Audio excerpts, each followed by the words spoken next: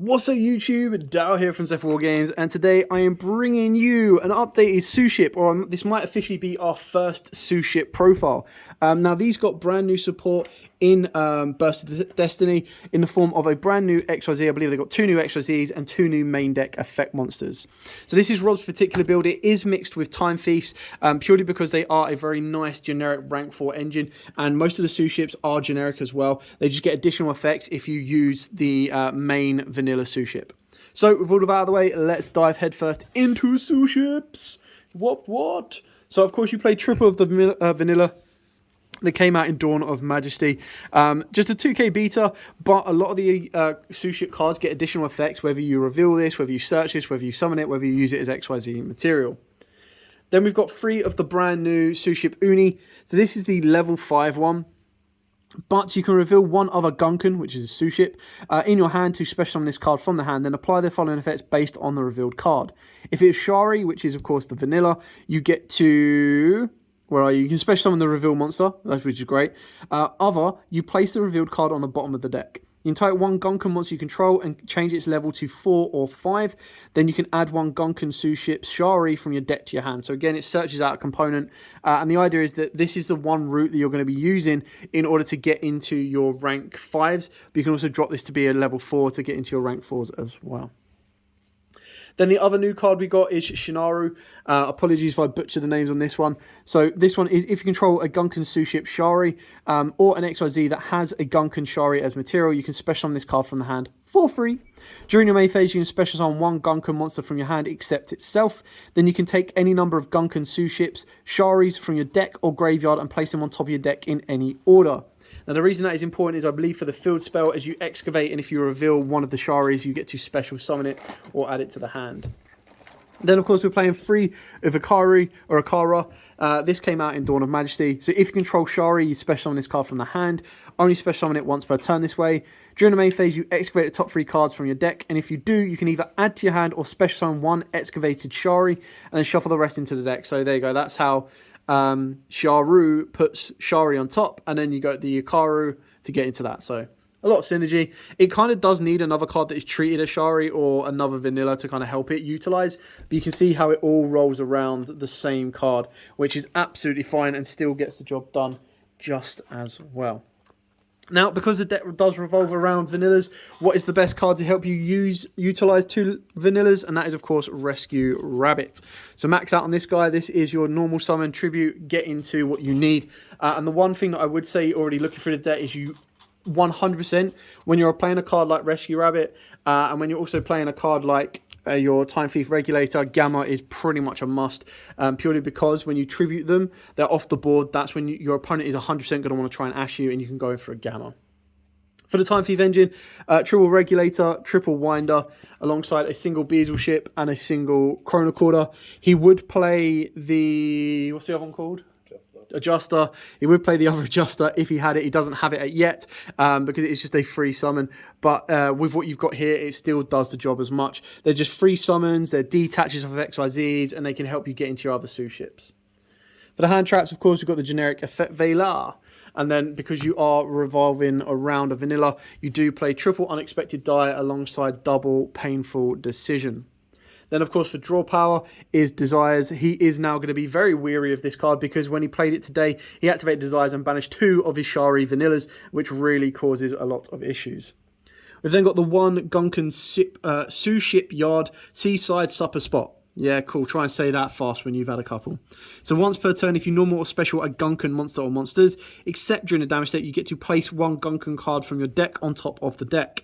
Once per turn, if a face-up Gunkan monster or monsters you control that was special summoned from the extra deck is sent to the graveyard by an opponent's card, you activate this effect. Your opponent pays life points equal to the monster's defense in the graveyard. Then you can apply this effect. Special summon a Gunkan Suship Shari from your hand, then special summon 1 Gunkan XYZ from your extra deck by using that card you control as material. Whew. Then, of course, again, revolving around vanillas, level 4s, you don't play a lot of heavy traps, so triple Shade Brigandine just helps get you going, and it also is very good for your Time Thieves. And you've got your 1 daily special, your 1 retrograde, and the 1 flyback. So these are the interrupted versions for Time Thieves. But the daily special is when you activate this card, you can also reveal a Gunkan Suship Shari in your hand. You reveal 3 Gunkan monsters from your deck. Your opponent chooses one of them for you to add to your hand. Also shuffle the rest into the deck. If you reveal Shari, you get to choose the card you add instead of your opponent. If this card is in the graveyard, except the turn it was sent there, you can banish this card to target 3 Gunkan monsters in the graveyard, shuffle them into the deck, draw 1. So there's your recursion plays as you see. So that's it for the main deck. Moving on to the extra deck. So for the extra deck, we are rocking triple Gunkan Uniclass Super Dreadnought. So 2 level 5s, if it is XYZ, you get to apply the following effects in sequence based on the materials used. Only use each effect once per turn. So if you use Shari, which is the vanilla, you draw a card. If you use Uni, which is of course the Suship that it is based after, this card gains the ability to attack directly with a 2900 base, which is mad. And then once per turn during your main phase or your opponent's battle phase, quick effect, you target face-up cards your opponent controls up to the number of Gunkan monsters you control and that was special summoned from the extra deck. You get to negate their effects. Then you've got the triple Gunkan Suship Sharu class carrier. Generic rank 4, but if you use Shari, you draw a card, and if you use Shara, you get to add a Gunkan spell or trap from your deck to your hand. While a face-up card is in the field zone, Gunkan monsters you control, especially some from the extra deck, cannot be destroyed by your opponent's card effects, and they gain attack equal to their own defense. But as you can see, their defense is pretty weak. Then, of course, we've got the Ikara class Dreadnought. So there we go. Again, generic rank 4. If it's XYZ, you get to apply the following effects in sequence. So if you use Shari, draw 1 card. If you use Ikara, this card can make a second attack during each battle phase.